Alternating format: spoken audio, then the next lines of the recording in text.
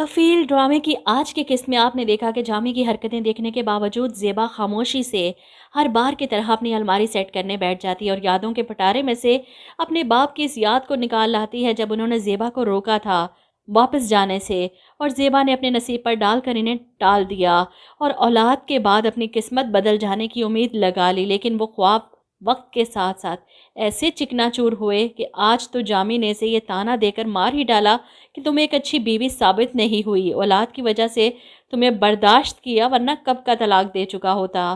ترس آ رہا ہے زیبا پر کہ اتنا سب کچھ اس کے ساتھ ہوا لیکن وہ پھر بھی برداشت کر رہی ہے۔ اب تو شوہر بھی بے وفائی کا مرتکب ہو چکا، غیر عورتوں کو گھر لانے لگا۔ ان باتوں کا ذکر جب وہ اپنی اسکول کی کولیگ سے کرتی ہے تو وہ زیبا کے صبر اور حوصلے پر حیران ہوتی ہے۔ جب وہ بندہ کہہ رہا ہے کہ اسے تمہاری ضرورت نہیں ہے اپنی زندگی میں تو پھر نکل کیوں نہیں جاتی تم اس سب سے؟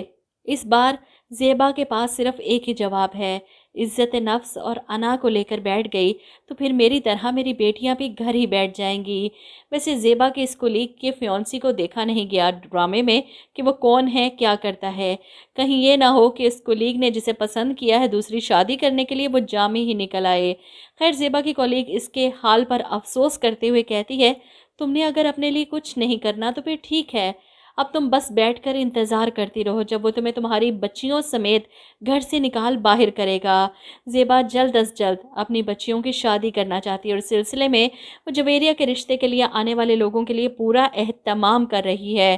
گھر کی صفائیاں ہو رہی ہیں، چائے پانی کا انتظام ہو رہا ہے اور جامی اپنے آپ کو چمکانے میں لگا ہے، اپنی داڑھی مونچھیں بال کالے کر رہا ہے اور اسے دیکھ کر زیبا چڑ رہی ہے جیسے وہ اس کی بیٹی کو نہیں بلکہ اسے دیکھنے آ رہے ہوں۔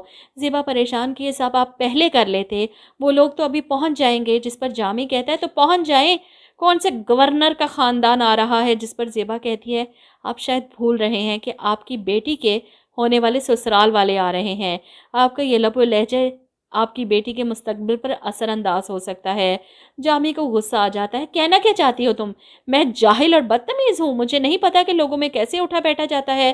زیبا تو خاموشی سے باہر آ جاتی ہے کیونکہ جامی سے بات کرنا پتھر سے سر ٹکرانے کے مترادف ہے۔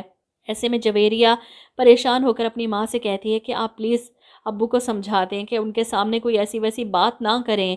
ادھر آپ دیکھیں گے کہ دنین بھی آ جاتی ہے جب اسے پتہ چلتا ہے کہ جویریہ کے رشتے والے آ رہے ہیں۔ وہ کیوں پیچھے رہے، وہ مٹھائیاں اور فروٹس لے کر گھر پہنچ جاتی ہے اور اسے دیکھ کر تینوں بہنیں بہت خوش ہوتی ہیں۔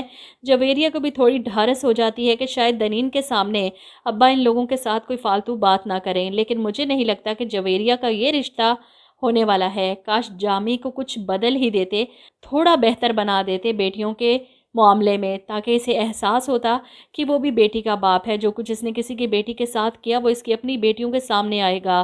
لیکن نہیں، افسوس کی بات ہے جامی کو اپنے علاوہ کسی کی پرواہ نہیں۔